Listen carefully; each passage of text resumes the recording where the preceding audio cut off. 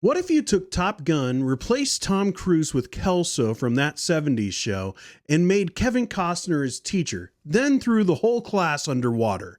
Well, that's what you get with 2006's The Guardian, which also happens to be a pretty good movie that nobody talks about, and I want to change that today. Because this is a movie that didn't deserve the hate that buried it when it first came out. Richard Roeper said that it was one of his top 10 worst movies of 2006. That's pretty bad. Speaking of cliches, my number 8 pick is The Guardian. It's Top Gun meets an officer and a gentleman and says, hey, let's pretend nobody's ever seen Top Gun or an officer and a gentleman. And currently it's sitting at 37% on Rotten Tomatoes. But if you look at the audience score, it's at 80%. That's a huge difference, and I think speaks to the fact that audiences actually enjoyed this movie, while critics, maybe they were scarred by Waterworld. They just saw Kevin Costner in water and they were just like, this is bad. Because this movie is pretty great. The Guardian stars Kevin Costner as Ben Randall, a rescue swimmer for the Coast Guard, who after losing his team in a tragic accident now finds himself unable to do his job and unwilling to do what it takes to keep his marriage intact. He's sent to the prestigious training camp of rescue swimmers called A School.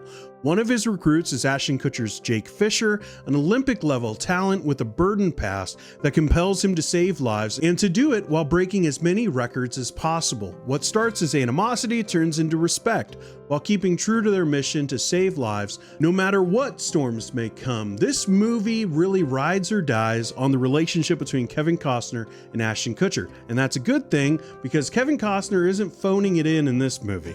This is fun. We'll pass out trophies later. He gives a phenomenal performance both while he's sarcastically bullying Fisher by calling him Goldfish and mocking his talents throughout the training camp sequences. But Costner also plays it seriously when it comes to the loss his character Randall has suffered. He lost his entire team, and even the movie doesn't spend much time with those characters.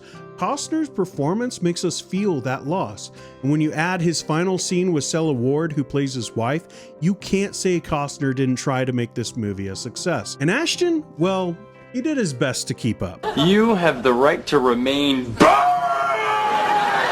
Of course, he lacks the acting chops that Costner displays, but has a fairly strong performance when he opens up about his past to Randall.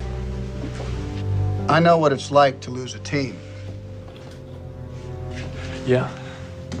What about living in a small town where everyone thinks that you killed their brother, or their son, or their best friend? You know about that? But I will say, it's hard to take Ashton seriously if you watched That 70s Show or saw any of his punked videos or P. Diddy part.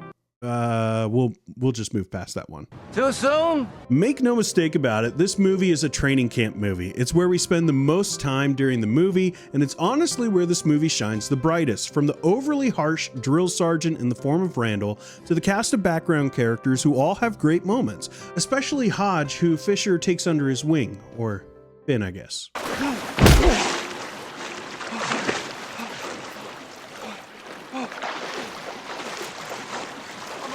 Rescue swimmer, I'm here to help you.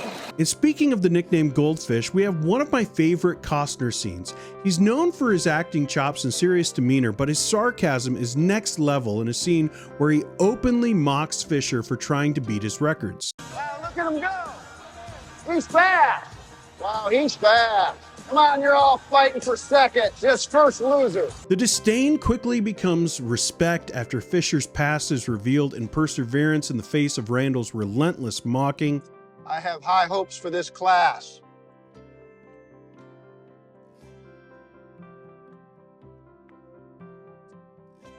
I have high hopes for you.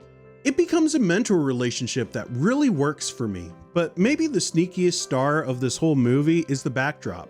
You know, for as many military movies as we get each year, I can only think of a few Coast Guard movies. You have basically The Finest Hours and Deepwater Horizon, and honestly, I can't think of any other ones. So that makes this movie unique and shows the genuine courage some of these men and women display every time they go on a mission.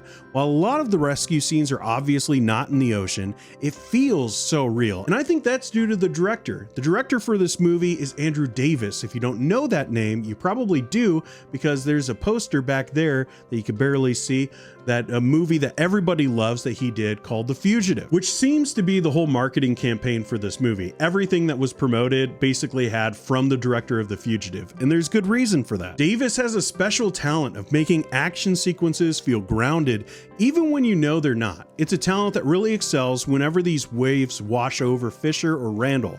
You feel like the next wave might be the one that takes them under at any time. This adds some intensity and adrenaline to what could have been boring sequences. Overall, this movie is a really good time, but I think it could have been something just a little bit more special had Ashton Kutcher maybe not gotten the role. Imagine someone like Heath Ledger in this role, how much more memorable this movie would be. It would have been something like Remember the Titans or A Knight's Tale, I think, for the 2000s. But as it stands, Ashton Kutcher didn't do a bad job.